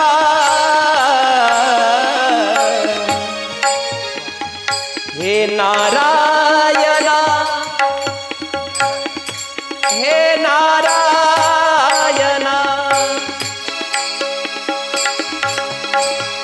गोरोबा काका देहभान विसरून गेलं होतं. छोटस लेकरू गोरोबा काकांच्या पायाला धरण्याची धडपड करू लागलं, पण पांडुरंगाचा ध्यास लागलेल्या त्या पायांना दुसरा स्पर्श सुद्धा जाणवला नाही. आणि गोरोबा काकांच्या पायाला पकडण्याला ते लेकरू पुढं सरसवलं आणि त्या चिखलात कोसळलं ते लेकरू, तरी सुद्धा गोरोबा काकांच्या नाही लक्षात आलं. त्या लेकराच्या अंगावरती पायावरती पाय पडत गेला, सगळा चिखल लालबुंद झाला, पण तरी गोरोबा काका ते भानावर राहिले नव्हते. कुठलाही त्यांना बनत त्या लेकराची. तेवढ्यात आमची संतीबाई पाण्याची भागर घेऊन आली. झोपलेल्या जागेवरती लेकरू दिसत नाहीये म्हणून संतीबाई त्या लेकराचा शोधाशोध करायला लागली. घरात बघितलं लेकरू दिसत नाही, घराच्या बाहेर बघितलं लेकरू दिसत नाहीये. दारात असलेला कडुलिंब सगळं काही बघत होता, पण तो ओरडून सांगू शकत नव्हता, संते तुझं लेकरू गोरोबा काकांच्या पायाखाली गेलंय म्हणून नव्हतं सांगत. शेवटी संतीबाई गोरोबा काकांजवळ आल्या आणि विचारलं, माझं बाळ बघितलं का तुम्ही? माझं बाळ बघितलं? तेवढ्यात संतीबाईचं लक्ष त्या चिखलाकडे गेलं. लाल बुंद झालेला चिखल आमच्या संतीबाईंना बघितला आणि एकच आक्रोश संतीबाईंना केला, माझं बाळ, माझं बाळ. संतीबाईसाठी आबा आकाश कोसळलं होतं, धरणी दुभंगली होती आणि त्या चिखलामध्ये लालबुंद झालेल्या चिखलाला आमची संतीबाई कवटाळायला लागली, ढाय बोकलून रडायला लागली, माझं बाळ, माझं बाळ. ज्या लेकराला तर हाताच्या घोडाप्रमाणे जपलं होतंय ते आज नाहीसे झालं होतंय. वंशाला दिवा सुद्धा शिल्लक राहिला नव्हता. चिखलाला कवटाळून आमची संतीबाई रडायला लागली, ढाय बोकलून रडायला लागली. ज्या पोटचा गोळा 9 महिने 9 दिवस पोटात वागवला होता ना, तो आज नाहीसा झाला होता. आमच्या संतीबाईंना स्वतःला कसं बस सावरलं आणि उठून उभ्या राहिल्या. गोरोबा काकांच्या हाताला इसडा दिला, म्हणले आग लावा तुमच्या भजनाला, आग लावा तुमच्या पांडुरंगाला. हे शब्द आमच्या संतीबाईनं वापरले आणि वापरल्या बरोबर गोरोबा काकांचं भजन बंद झालंय. गोरोबा काकांचं भजन बंद झालं आणि गोरोबा काका देह भानावर आले आणि संतीबाईकडे बघितलं. संतीबाई ज्यावेळेस म्हणली ना आग लावा तुमच्या पांडुरंगाला, ते शब्द माझ्या गोरोबा काकाला नाही सहन झाले. गोरोबा काकांना ते शब्द नाही सहन झाले आणि गोरोबा काका संतीला म्हणले आग लावा माझ्या पांडुरंगाला. संते माझ्या पांडुरंगाला शिवे देते तू, माझ्या पांडुरंगाला शिव्या देते. आणि गोरोबा काकांना जवळच काठी पडलेली होती, ती काठी उचलली आणि संतीबाईला मारायला धावली. आणि तेवढ्याच संतीबाईंना गोरोबा काकांना शपथ घातली, पांडुरंगाची शपथ तुम्हाला, अंग स्पर्श करिता विठ्ठलाची आण, माझ्या अंगाला जर स्पर्श केला तुम्हाला तर पांडुरंगाची शपथ आहे म्हटले. आणि गोरोबा काकांनी ती काठी त्याच ठिकाणी टाकून दिली आणि स्वतः काहीतरी फुटफुटत एका कोपऱ्यात जाऊन बसले. संते, पांडुरंगाची शपथ घातली मला तू, पांडुरंगाची शपथ घातली, माझ्या पांडुरंग परमात्म्याला शिवाय देते. आणि एका कोपऱ्यात गोरोबा काका जाऊन बसले. संतीबाई ढायमुकलून रडत होती. जे लेकराला पोटच्या पोराप्रमाणे पोटचा गोळा सांभाळलाय आयुष्यभर, तळ हाताच्या फोडाप्रमाणे सांभाळलाय ते लेकरू, संतीबाईला ते लेकरू डोळ्यासमोर खेळत होतं, ते आठवत होते. वंशाला दिवस सुद्धा शिल्लक राहिला नव्हता संतीला. दिवसभर रडून रडून चेहरा संतीबाईचा सुजलाय. संध्याकाळ झाली, लेकराच्या आठवणीमध्ये संतीबाई रडत होत्या. पण शेवटी गोरोबा काका भानावरती आले आणि विचार केला, माझ्या भजनामुळे माझं लेकरू पायाखाली गेलंय म्हणून. गोरोबा काकांना पस्तावा आला आणि हळूच त्या संतीबाईकडे येऊन बसले. संते, हे संते, चूक झाली का? भजनामध्ये मी पार भानवून गेलो होतो, मला कशाचंच भान राहिलं नव्हतं. संते, मला माफ कर. ज्या पांडुरंग परमात्म्याने दिलंय तेच घेऊन गेला म्हणले जगाचा मालक, त्यानेच दिलं होतं तोच घेऊन गेला. संते, मी तुझा अपराधी आहे. संतीबाईंना पती धर्म पाळला, उठल्या, मडक्यात पाणी घेतलं आणि गोरोबा काकांना द्यायला गेल्या. गोरोबा काकांनी त्या मडक्याला हात लावणार तेवढ्यात गोरोबा काका म्हणले, संते नको तुझं पाणी, तू शपथ घातली ना मला का माझ्या अंगाला हात लावू नका, पांडुरंगाची शपथ आहे. संते, तुला स्पर्श सुद्धा मी करणार नाही. संतीबाईच्या डोक्यामध्ये विचार सुरू झाले. वंशाला दिवा राहिला नव्हता आमच्या संतीबाईला. विचार करत होत्या, वंश कसा चालणार आहे पुढं. गोरोबा काकांनी तर शपथ घेतली, अंगाला स्पर्श करणार नाही. दुसरा मुलगा कसा जन्माला येणार आहे. आणि संतीबाईनं काय केलं, आपल्या बापाकडे गेली, बापाला सांगितलं का दुसरी संतीबाईची बहीण रामी नाव होतं, तिचं लग्न गोरोबा काकांबरोबर लावून द्या, म्हणजे आमच्या वंशाला दिवा मिळेल. भगवंताच्या भजनामध्ये त्यांची शपथ कधीच मोडणार नाही ते संतीबाईला माहित होतं. रामी बरोबर लग्न गोरोबा काकांचं झालं. थोडा रिटर्न दे. लग्न झाल्यावरती ज्यावेळेस त्या मुलीला वाटी लावायला निघालो ना, सगळे निघाले आणि संतीबाईचे वडील म्हणजे रामीबाईचे वडील ते गोरोबा काकांना म्हटले, काका, पहिलं जसं तुम्ही पहिल्या मुलीला सांभाळतायत ना, तिचा जसा सांभाळ करताना तसाच हिचा सांभाळ करा म्हटले. कुठल्याही प्रकारचा भेदभाव दोघींमध्ये करू नका, तुम्हाला पांडुरंगाची शपथ आहे.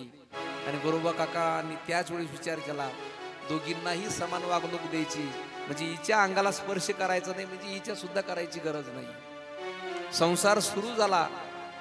पण दोघींना वाटायचं वंशाला दिवा हवा आहे, पण गोरोबा काकांनी दोघींच्या अंगाला स्पर्श करण्याची शपथ घातली होती सासऱ्यांनी, दोघींना समान वागणूक द्या म्हणून दोघींच्या अंगाला स्पर्श करायचा नाही. पण एक दिवस झोपेमध्ये असताना दोघींनी गोरोबा काकांचे हात धरले. शपथ मोडली म्हणून गोरोबा काकांनी स्वतःचे हात एका धारदार शस्त्रावरती आपटवून घेतले, हात तोडून घेतले गोरोबा काकांनी. आणि घरामध्ये काम करायला कोणी शिल्लक राहिलं नाही, उपास मार व्हायला लागले. काम करणारा कोणी राहिलं नाही, गोरोबा काकांचे हात गेले, तो आवा बंद पडला मडके घडवण्याचा. काम करायला कोणी शिल्लक राहिलं नाही घरामध्ये. आणि म्हणून जगाचा मालक पांडुरंग परमात्मा इतका दयाळू आहे. आमच्या रुक्मिणी आई साहेबाला म्हणायला लागला, रुक्मिणी चल आपल्याला तेर डोकीला जावं लागतंय, आपला भक्त तिथं उपवासी मरतोय गोरोबा काका. पांडुरंग परमात्म्याने सावळ्या कुंभाराचं रुवेश धारण केलाय. माझ्या रुक्मिणी आई साहेब कुंभारीन झाली हो, भक्ता करता गोरोबा काकां करता. आणि दोघही तेहर डोकीमध्ये आले आणि त्या गोरोबा काकांच्या घरी मडकं घडवण्याचं काम करू लागले. मडके बनवायचे, विकायचे, त्याच्यावर गोरोबा काकांचं सगळं घर चालायचं. आणि इकडं संत मंडळी पंढरपुरामध्ये सगळी जमा झाली वारीला. माऊली ज्ञानोबाराय असतील सगळे संत जमा झाले. विचार करायला लागले, जगाचा मालक इथं नाहीये, रुक्मिणी नाहीये. म्हणून सत्य त्यांनी विचार केला, देव कुठं गेले असतील. त्यांना कळलं की तेहर डोकीला गेले. आणि सगळी संत मंडळी गोरोबा काकांच्या गावाकडे येणार ते भगवान परमात्म्याला कळलं. आणि जगाच्या मालकाने काय केलं, रुक्मिणी आई साहेब आणि पांडुरंग परमात्मा सकाळीच त्यांनी त्यांचं बिरड गुंडळलं, थेट पंढरपुरामध्ये हजर झाली. ही संत मंडळी तिथं गेली आणि मग त्यांनी बघितला गोरोबा काकांचा अधिकार काय, तो अधिकार. आणि ते गोरोबा काका मग पुन्हा वारीला निघाले. वारीला येत असताना माऊली ज्ञानोबरायाबरोबर सगळी संत मंडळी बरोबर आहे. आणि पंढरपुरामध्ये आल्यावरती माऊली ज्ञानोबरायाचं कीर्तन त्या वाळवंटामध्ये होतंय. कीर्तन सुरू झालं आणि गोरोबा काकांना हात नाही ना, हात नव्हते. आणि गोरोबा काकांना वाटायचं कारण टाळी वाजवा, पण हात नाहीये. इच्छा मनामध्ये झाली आणि विठ्ठल विठ्ठल सुरू झालं तिकडं. गोरोबा काकांना वाटत होतं माझ्या पांडुरंग परमात्म्याचं भजन टाळी वाजून म्हणावा, पण त्या जगाच्या मालकाने गोरोबा काकांना सगळे हात पुन्हा दिले आणि गोरोबा काका टाळी वाजवायला लागले. शेवटी संतीबाई बरोबर होत्या रुक्मिणी आई साहेबांनी जी लेकरू चिखलामध्ये पायाखाली गेलं होतं ना, ते लेकरू आमच्या रुक्मिणी आई साहेब अलगद घेऊन आल्या आणि आमच्या संतीबाईच्या स्वाधीन केलंय. ही ताकद त्या जगाच्या मालकाची. फक्त त्याचं भजन करा, त्याचं चिंतन करा, तेच आम्हाला काम येणार आहे, दुसरं काही येणार नाही. आणि ही संत मंडळी सगळे त्या वाळवंटामध्ये जमा झाली. माऊली ज्ञानोबरायाचे हरिभावंड निवृत्ती दादा, सोपन काका, मुक्ताई, सावता महाराज त्यांच्या बरोबर आहे.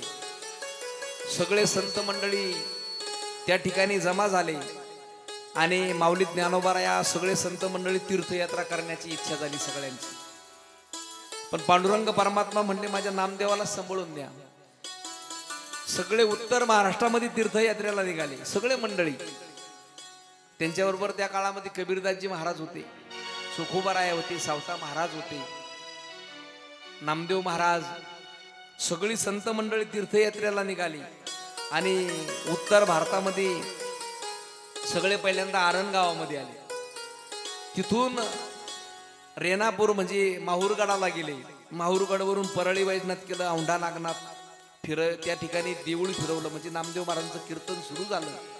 काही लोकांनी मंदिरासमोर कीर्तन करू नका असं म्हटले, मंदिराच्या पाठीमागे जाऊन कीर्तन करा. आणि ज्या वेळेस मंदिराच्या पाठीमागे कीर्तन नामदेव महाराजांनी सुरू केलंय ना, ते मंदिरच औंढा नागनाथाचं हो फिरविले देऊळ जगा माझी ख्याती, फिरविले देऊळ जगा माझी ख्याती, फिरविले देऊळ जगा माझी ख्याती, फिरविले देऊळ जगा माझी ख्याती. नामदेवा हाती दूध प्याला, हर नामदेवा नामदेवा हाती दूध प्याला, दूध प्याला, दूध प्याला. फिरविले देऊळ जगा माझी ख्याती, फिरविले देऊळ जगा माझी ख्याती, फिरविले देऊळ, फिरविले देऊळ. टाळी वाजवा, टाळी टाळी. गणेश दादा याचा बास कमी करा बरं, थोडा ट्रबल देऊन. आवाज पांगतोय, मला त्रास होतो का.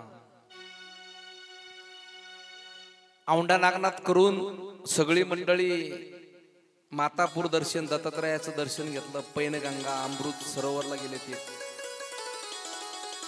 त्याच्यानंतर फिरत फिरत लोणार, एदलाबाद केलं. सांगदेव महाराजांचं तापी तीरावर असणारं सांगदेव गाव, त्या गावाला गेले. तिथून ओंकारेश्वर केलं, उज्जैन, वीरमंगल, द्वारकेश, काशीला गेले. भालुका तीर्थवर गेले.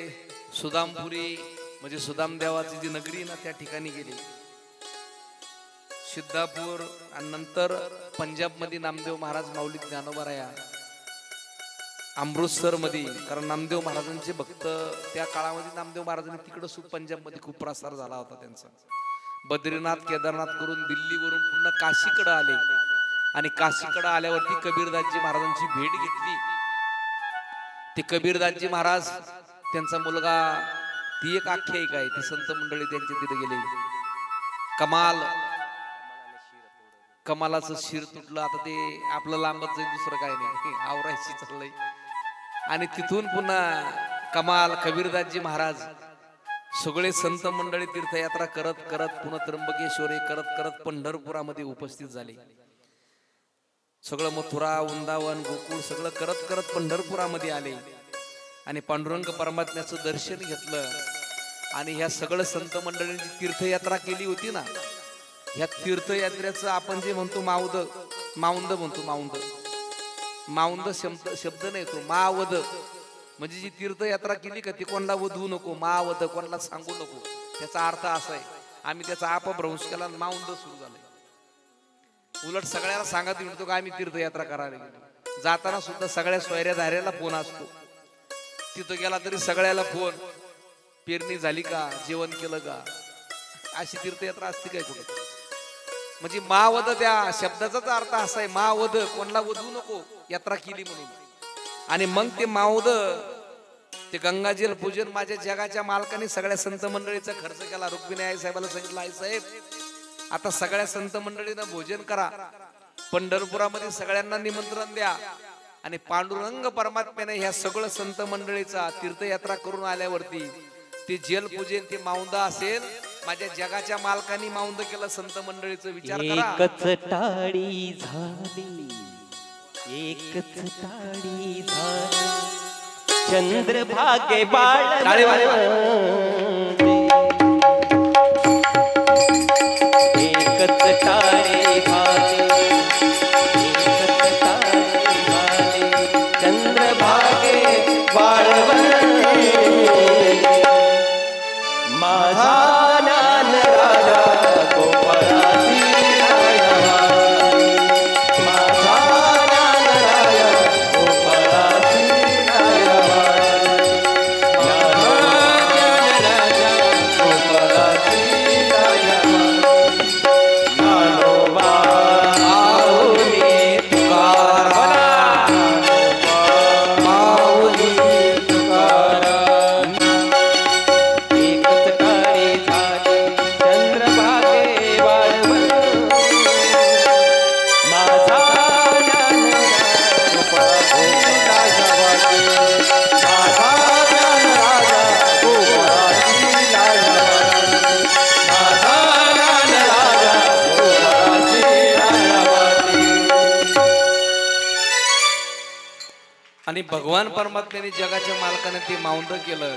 आणि नंतर माऊली ज्ञानोबाराया, माझे माऊली ज्ञानोबाराया पांडुरंग परमात्म्याकडे आले आणि देवाला म्हटले, देवा पांडुरंगा, माऊली ज्ञानोबाराया 22 वर्षी त्यांना पूर्ण झालं होतं. बोलू नका फक्त आपसात सारखा बोलू नका. प्रसंग ज्या प्रसंगाची आपण वाट पाहतात तो प्रसंग आता या ठिकाणी जे माऊली ज्ञानोबारायाचा समाधी सोहळा आपण साजरा करणार आहोत, तो सोहळ्याचा प्रसंग जवळ आला आणि कोणीही बोलू नका. माझे माऊली ज्ञानोबाराया पांडुरंग परमात्म्याकडे गेले आणि त्या भगवंताला म्हटले, देवा आता समाधी मला घ्यायची. म्हटलं किती दिवस या जगामध्ये राहायचंय. माऊली ज्ञानोबारायांचं कार्य बघा. तुम्ही इकडून येत, देवा किती दिवस आता थांबणार, माझं कार्य संपलं. म्हणले आता नाही जास्त दिवस राहू शकत. पांडुरंगाला विनंती केला, मला देवा समाधी घ्यायची आहे, पण तुमच्या चरणाजवळ समाधी घ्यायची आहे, तुमच्या जवळ समाधी घ्यायची आहे. आणि माऊली ज्ञानोबारायांना पांडुरंग परमात्म्यानं सांगितलं, आळंदी या ठिकाणी समाधी घ्या म्हटले. ज्ञानदेव विठ्ठलासी समाधान तुची होशी. ज्ञानदेव म्हणे म्हणे विठ्ठलासी, ज्ञानदेव म्हणे विठ्ठलासी, ज्ञानदेव म्हणे विठ्ठलासी, ज्ञानदेव म्हणे विठ्ठलासी, समाधान तुची होसी, समाधान तुची होसी. ज्ञानदेव म्हणे म्हणे विठ्ठलासी, ज्ञानदेव मने विठ्ठला देव म्हणे करण्यात आलाय. कारण नवमीचा उत्सव, त्याच्यानंतर दशमीचा उत्सव झाला, एकादशीचा उत्सव, द्वादशीचा उत्सव, आणि जो त्रयोदशीच्या दिवशी माझ्या माऊली ज्ञानोबारायाला समाधी द्यायची. कारण समाधी देण्याच्या वेळेस इंद्रादी देव सगळे माऊली ज्ञानोबारायाच्या समाधीला उपस्थित होते. रुक्माबाई, सगळे गोपाळ, त्या पांडुरंगा परमात्मा सुद्धा स्वतः जगाचा मालक माऊलीला समाधी देण्याकरता हजर होता. आणि सगळी ही संत मंडळी आळंदीमध्ये माऊली ज्ञानोबारायाच्या सगळ्यांनी पूजन केलंय. छोटे मुलं तुम्ही बसून घ्या एकदा खाली, बस खाली, नंतर बाई तुम्हाला बोलतो, बस खाली, डिस्टर्ब करू नका मध्ये, बसा शांत. ज्ञानोबाराया समाधी घेणारी प्रत्येकाचं अंतकरण दाटून आलं होतं का माझी माऊली ज्ञानोबाराया समाधीला जाणार आहे. म्हणून प्रत्येक व्यक्ती त्या ठिकाणचा, प्रत्येक संत मंडळी ढाय मोकलून त्या माऊली ज्ञानोबारायाच्या गळ्यात पडून रडत होते. माऊली ज्ञानोबारायाचं पूजन सर्वांनी केलं. आणि समाधीची वेळ कार्तिक वद्य द्वादशीला, त्रयोदशीला माऊली ज्ञानोबारायाच्या समाधीचा दिवस तो तिचा उजेडला. जगाचा मालक पांडुरंग परमात्मा सुद्धा माऊली ज्ञानोबाराया जवळ आले. एका बाजूनं जगाच्या मालकाने माऊलीला धरलं आणि दुसऱ्या बाजूला स्वतः निवृत्ती नाथाने पांडुरंग परमात्म्याला धरलं. देव निवृत्तियाने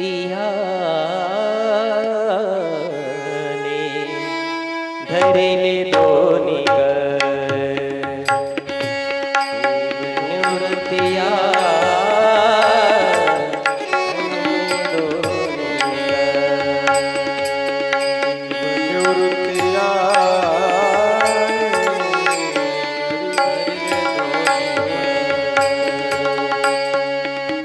तो ज्ञानेश्वर बैसावया जातो ज्ञानेश्वर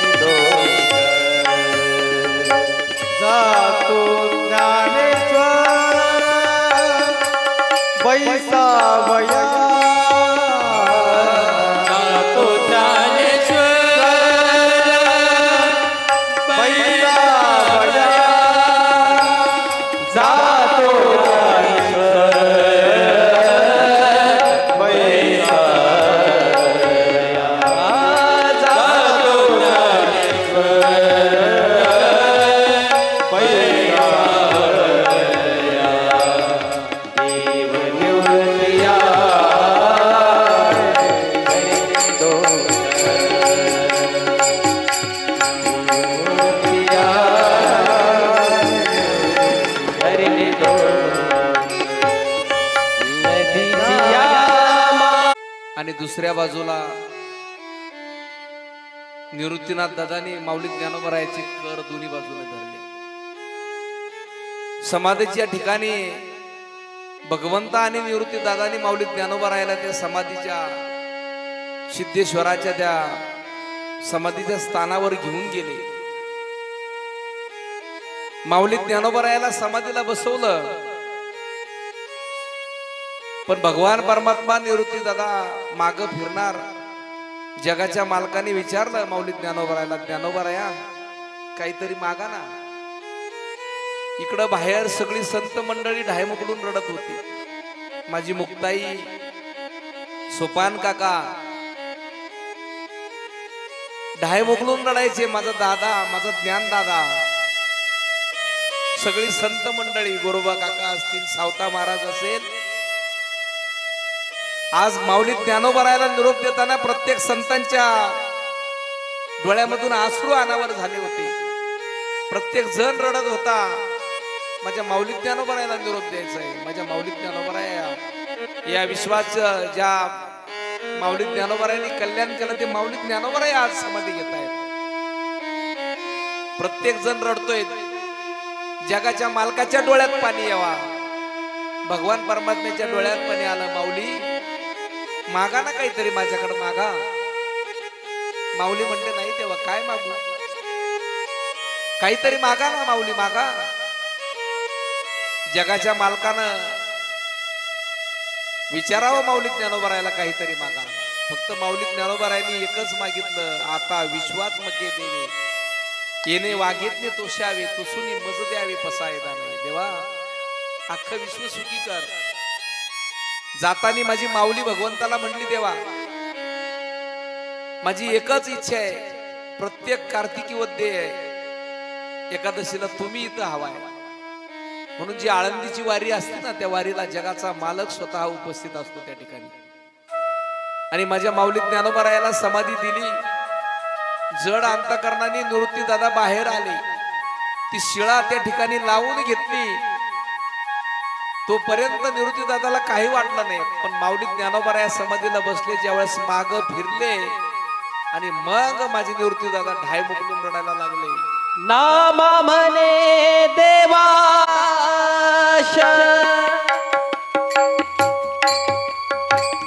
नामा म्हणे देवा भेटला हुताच.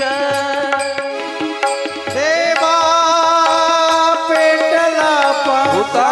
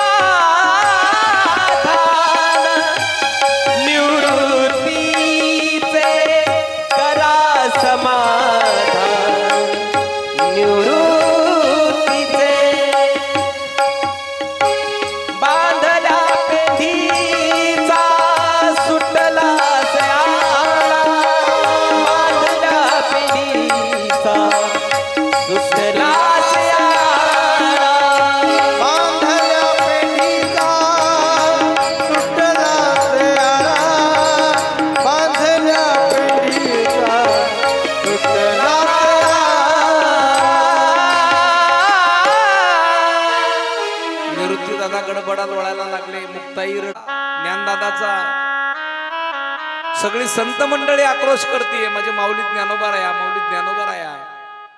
जगाच्या मालकाने रडावं, रुक्मिणी आई साहेबांनी रडावं. सगळे गोपाळ रडतायत. सगळी संत मंडळी रडतीये. माझी मुक्ताई तर हुंदकीत येऊन रडायची. ज्या दादानी मला जपलंय तळ हाताच्या फोडाप्रमाणे जपलंय. सगळ्यात आठवण त्या मुक्ताईला ज्ञानदादाची येत होती. कारण ज्या भावाने आई वडील निघून गेले मुक्ताई म्हणत होती, एवढं दुःख आई वडील गेले एवढं दुःख झालं नव्हतं. पण आज ज्ञानदादा गेल्यानं ते दुःख होतंय. छोटीशी मुक्ताई दादा समाधीला बसल्यापासून पांडुरंग परमात्म्याला म्हणल्यापासून मुक्ता रडायची. सोपान काका रडायचे. कारण माऊली ज्ञानोबराया लहान होते. पण सगळ्या संतांमधले ज्ञानी संत म्हणजे माझे माऊली ज्ञानोबराया. सगळ्या संतांचा आधार म्हणजे माझे माऊली ज्ञानोबराया होते. आणि माऊली ज्ञानोबराया समाधीला बसले. मुक्ताई सगळे सगळे रडतायत. देवाच्या जगाच्या मालकाच्या डोळ्यात पाणी आलं. माझा ज्ञाना आज जगाचा निरोप घेतोय. शेवटी मुक्ताई सोपान काका गडबडा खाली लोळतायत. सगळी संत मंडळी त्यांना सांभाळवलं, त्यांची समज काढली. निवृत्तीने बाहेर बाहेर आले गोपाळ. निवृत्तीने बाहेर आले गोपाळ. निवृत्तीने बाहेर आले गोपाळ. लावियली शिळा समाधी, लावियली शिळा समाधी. सोपान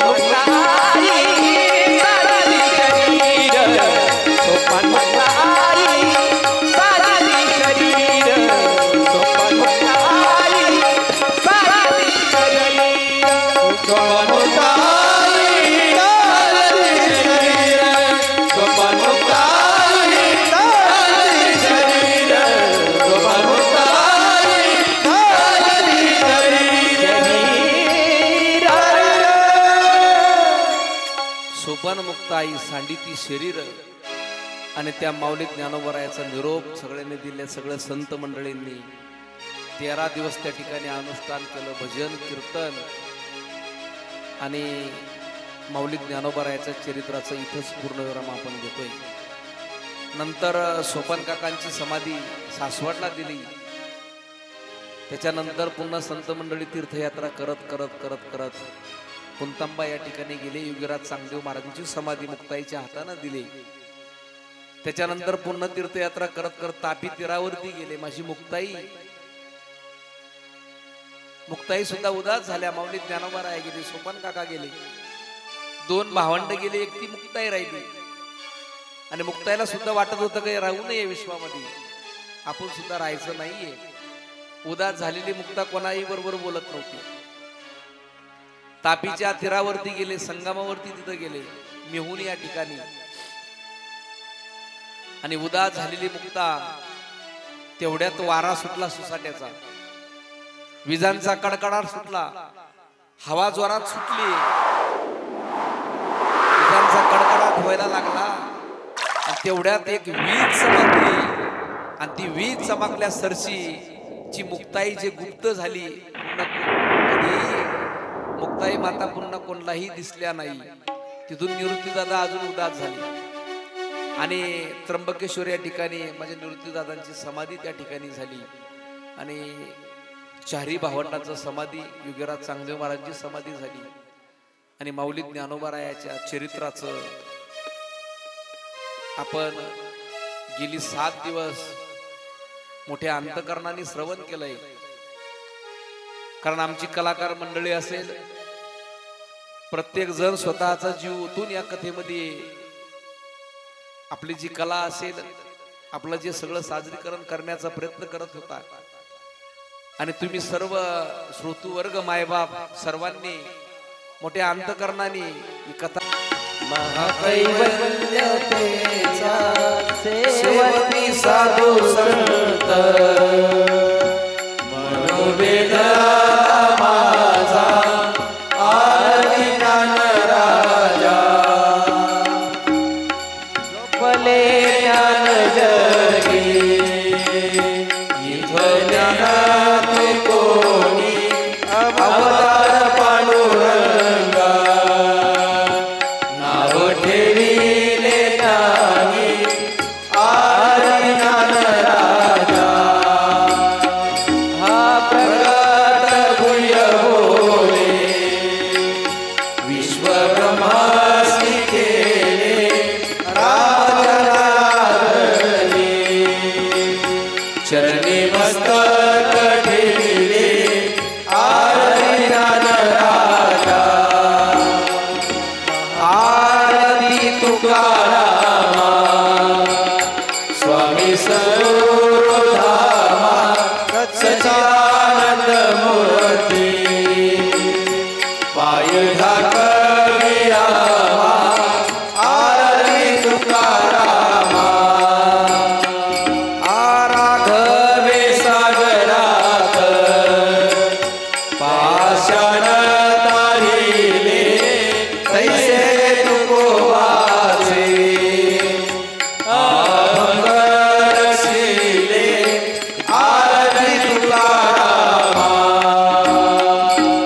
तुकिता तुलनेसी ब्रह्म तुकासी आले मनोहर रामेश्वर चरणी मस्तक ठेविले आरती तुकारामा स्वामी सद्गुरुधामा सच्चिदानंद मूर्ती पाय ढाकविरामा आरती तुकारामा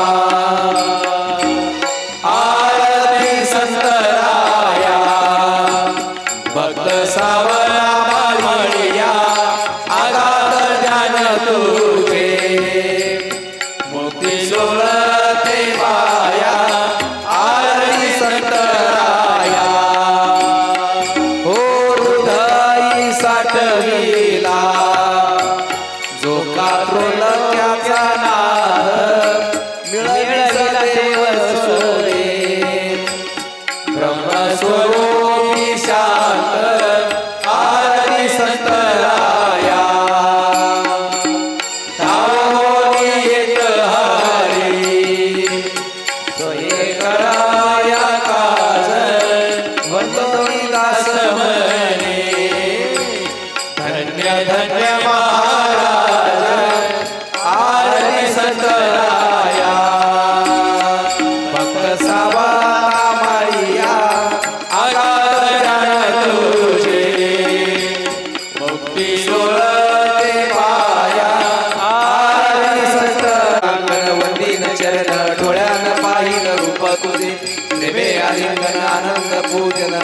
वारिण मने नमः त्वमेव माता पिता त्वमेव बन्धु सखा त्वमेव विद्या द्रविणं त्वमेव सर्वं ममेव देव कायेन वाचा मनसेन्द्रियेण वा बुद्ध्यात्मना वा प्रकृति स्वभाव करोमि यज्ञं सकलं परस्मै नारायणाय श्री समर्पयामि अच्युतं केशवं रामनारायण कृष्णदामोदरं वासुदेवं श्रीधरं माधवं गोपिकावल्लभं जानकीनायकं रामचन्द्रपति हरे राम राम राम हरे हरे हरे कृष्ण कृष्ण कृष्ण हरे हरे हरे राम राम राम हरे हरे हरे कृष्ण कृष्ण कृष्ण हरे हरे हरे बोलिए माऊली ज्ञानसुत हनुमान महाराज जगत गुरु तुकाराम महाराज आदि शक्ति मुक्ताई माता सतगुरु गंगा गिरिजी महाराज गुरुवर्य नारायण गिरिजी महाराज